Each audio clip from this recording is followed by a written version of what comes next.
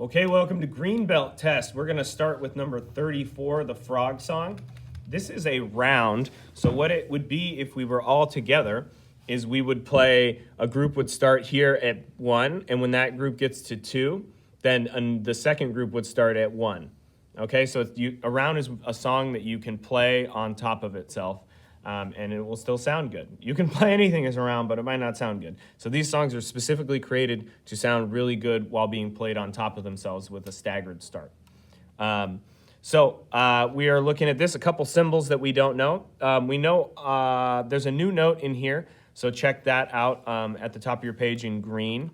But there's a new symbol we don't know, or we're going to learn, and that's this little % sign thing, and it means repeat the previous measure. So I'm going to play this measure right here. When I see this, I'm going to play this measure again, and then I go to here. Okay, this also has a repeat sign that we will not do, but just be aware of this one measure repeat sign. It means you play the previous measure again and then go on to the next measure. Okay, you can see here snares that we have the direction to turn the snare off, so make sure you know how to do that. You would flick your snare off. Usually there's a lever that you can use to turn it off. And a quick reminder to use snares, remember when the snare is on, it's at the top of the pyramid of sound, so you gotta play it quietly. When the snare's off, it's lower down, it's in the middle of the pyramid of sound, so you can play a little louder for it to come through, because it's not gonna cut like it does when the snare drum is on. Okay, one last item of business, and it doesn't show it in this percussion part, but you may see a curved line connecting these notes, and that's gonna be a slur. So we're not gonna tongue every single note. What we're gonna do instead is tongue the first note, and actually I'll show you right here on a clarinet book, this curved line. So you tongue this note and then slur these ones. And what a slur is where we just move our fingers instead of ta-ta-taing every note. So here would be tongued. You can hear I go ta-ta-ta-ta-ta-ta-ta. Here's a slur, where I just tongue the first note, tha. Okay, so make sure you're doing those slurs correctly, and let's get into clapping and counting it. Okay, turning my metronome on to 80, I'm gonna clap and count the instrumental part right here, this mallet part, and it should be the same as your part in your book, if you're not a percussion player. And waiting for it to reset, and 1, 2, clap and count, go.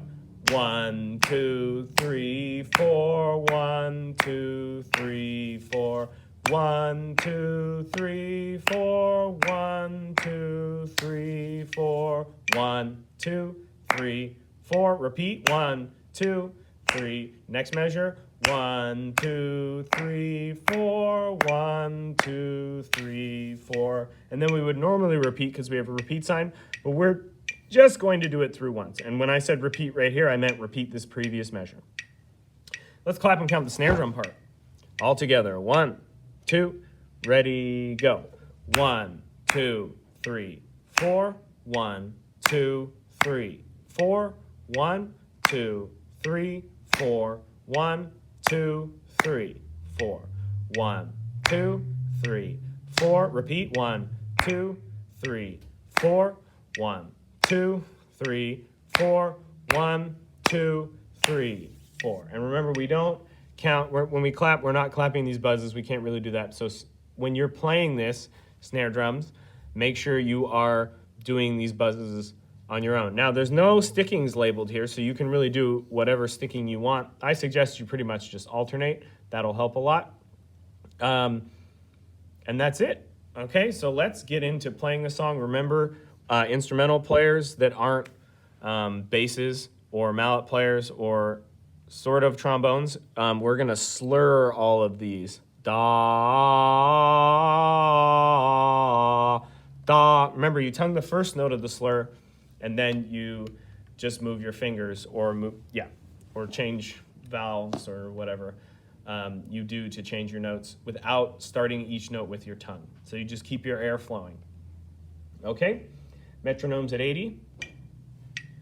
And we're gonna play this song. We're only gonna play it once through, and we're not playing it as a round like it was designed to be played because we don't have enough players to do that.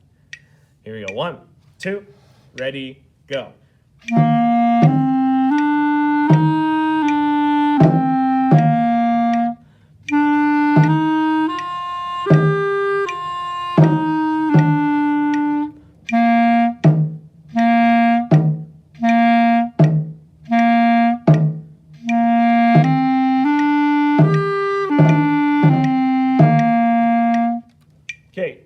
to do it one more time, and I want to take this opportunity to talk about a more advanced concept, and that's phrasing. So we can see here the line goes up, and we always want to play the contour of the line. We don't want to play them all the same volume like this.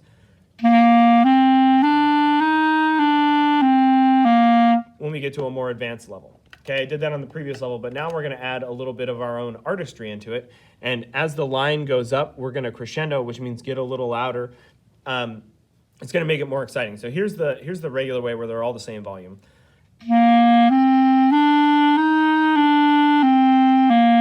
Here's where we're going to use the line shape where it goes up, and this is just a guideline. Generally, as you go up, you get a little louder, and as you go down, you get a little quieter, just to shape the line a little more and make it more exciting. Here's what that would sound like.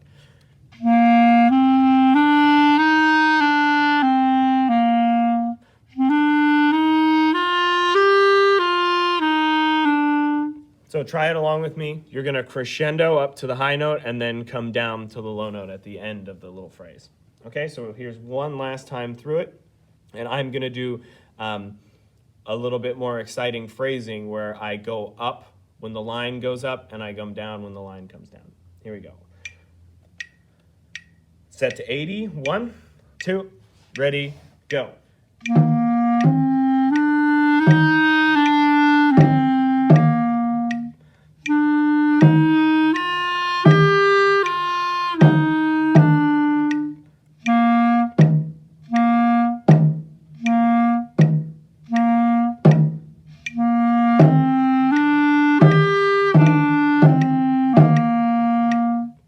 Okay, so hopefully that was a little more exciting, and it's very subtle, but that phrasing can turn a kind of boring song into something that's really, really pretty and really expressive. So make sure you're trying to do that in all your songs, and we'll see you in the next one.